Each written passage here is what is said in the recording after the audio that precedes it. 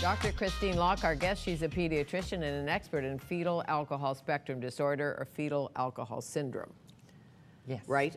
The cost. First of all, how many births affected by fetal alcohol in BC or Canada, Well, or do we know? the worldwide estimate is somewhere around 1% for the full syndrome, that tip of the iceberg.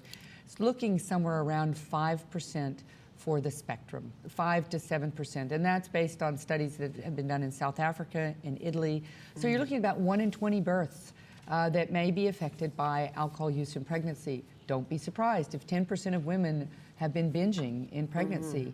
That we're looking at 5%. That means, you know, about half are affected and half we don't know or we can't detect that. So whether you're at a high socioeconomic level or a low, Right. you can be affected by alcohol abuse. No question about that. It doesn't discriminate. Alcohol, you know, alcohol doesn't discriminate by race or by our income level or our education level.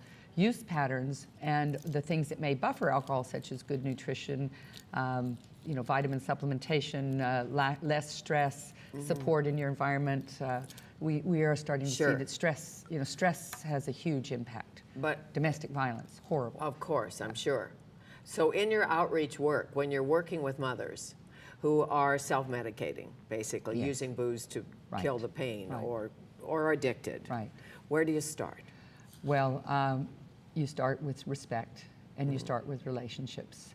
I've been working through outreach supported by Children's Hospital in Sunny Hill and non-government organizations such as the YWCA Crabtree Corner in the downtown east side for 20 years.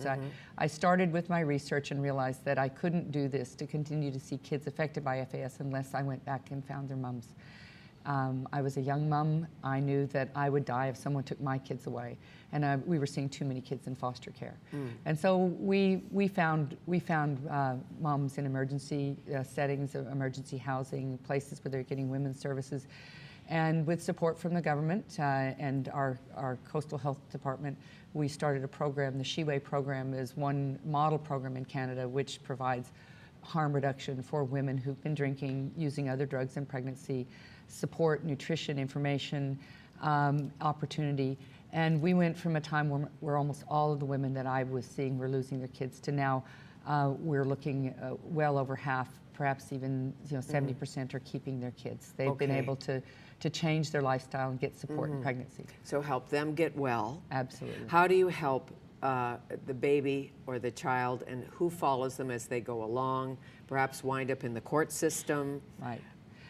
Early identification, early intervention. If you want to make an economic argument, it's very clear. A Nobel laureate, Dr. Heckman from Chicago, shows that the earlier you invest, the better the capital. It's a capital investment. There's no trade-off.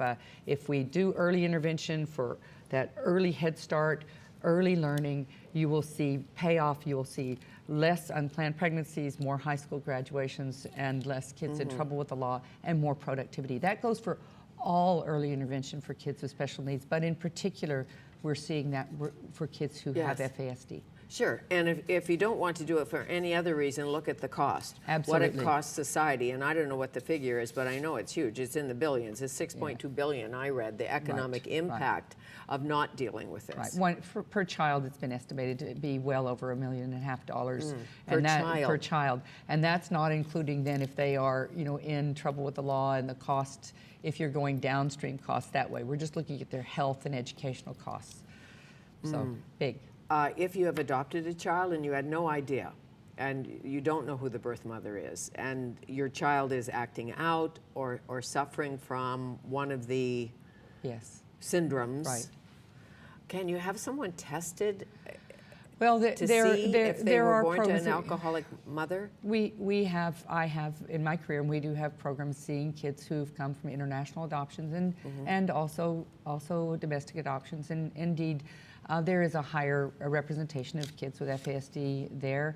I think that I like to talk about it as being a fetal stress disorder. We know there must have been reasons why this child was placed in care. Mom was not able to care for the child or made the decision to place the child in care.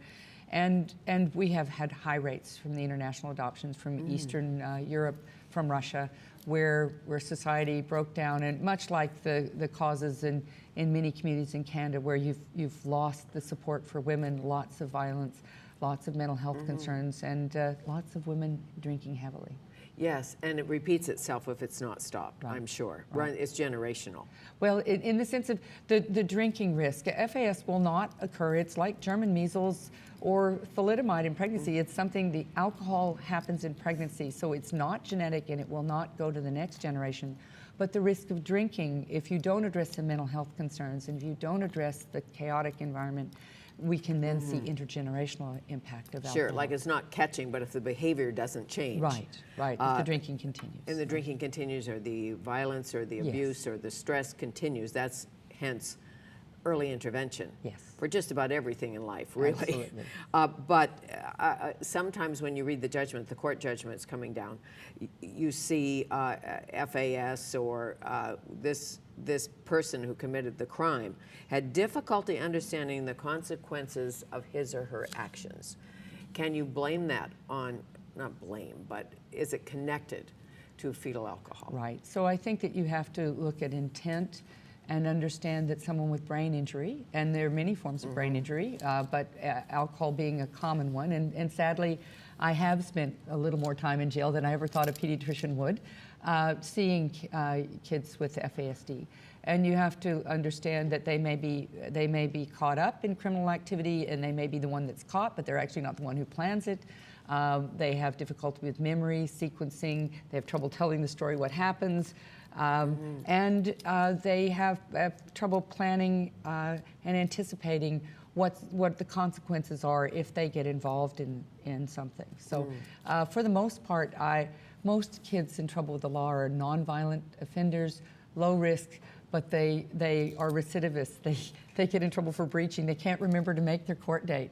And so really progressive judges looking at alternatives to sentencing and finding better places to treat people with brain injury than jail. Okay, now any part of this spectrum disorder that is reversible? Is there an alternative treatment? I mean, I guess the real question is, once the damage is done, is it done? It's done. There are things that are promising in showing that you may lessen the impact. First, we talked about that early nurture. So our parents' nurturing affects our nature. So it's not just nature versus nurture. So, early identification, early support, early recognition of the learning differences, that makes a difference. There's a research trial in the Ukraine now, following on basic science research, that there may be nutritional supplements given to a woman in pregnancy, as well as given to the infant, that may neutralize, or let's say kind of counteract some of the effects of alcohol, improve memory, spatial learning, the higher order brain functioning. It's a substance called choline that comes, and along with B12. Right. So it's really exciting for us. Does it shorten your life, FASD? Or FAS? I think the shortening of life would be from injury, traumatic death. Okay, and as you know, extremists say, well, if a woman drinks, she shouldn't be allowed to have a child. Not going there. Not going there at all. You have to understand the root causes of women drinking. And what we know from earlier research is that 80% of the women who drink in pregnancy and have a kid with FAS have unaddressed mental health concerns. They have histories of early childhood sexual abuse. And they are not drinking alone. They are drinking with their partner, the father of the child. And so they're isolated, and almost half of them have been found to have FAS themselves. So these are women very much in need of our compassion and our support and treatment. Yeah, very complex, and thank you for doing what you do. That Harvard medical degree has served you well. Yeah, well, I'm thankful that I moved to the West Coast and came to British Columbia because I think that we're further ahead in recognizing and preventing FAS. Thank you. It's a pleasure. Nice to meet you. Dr. Christine Loock, Associate Professor, UBC Department of Pediatrics.